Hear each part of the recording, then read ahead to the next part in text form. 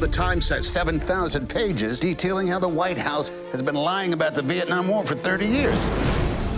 The story is about the importance of truth and the details of truth, not just the broad strokes of the story. Let's do our jobs. Find those pages. This is really the story of Kay Graham, played by Meryl Streep, coming to grips with what her place is going to be in the grand history of the Washington Post. She was the first woman to lead a Fortune 500 company. So you can see pictures of her with all the men around her, and she's the only woman in the room. 1971. She has been running it for 8 years. But my mother was fearful that she would make a mistake and destroy the company. Kay, people are concerned about having a woman in charge of the paper, that she doesn't have the resolve to make the tough choices. Thank you, Arthur, for your frankness. Women were still a little bit invisible at that point in time.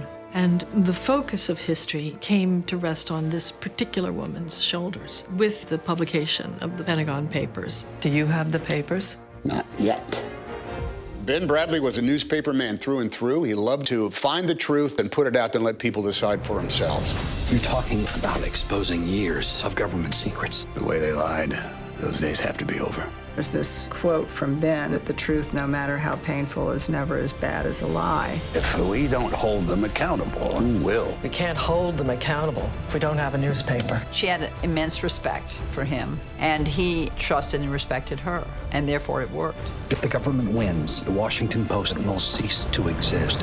What are you going to do, Mrs. Graham? Through this huge event, you watch Katharine Graham find her voice. To risk her fortune and the company that's been her entire life, well, I think that's brave. Ben Bradlee and Katharine Graham created the sense that the Washington Post could and should be the other great paper in our country. What will happen if we don't publish?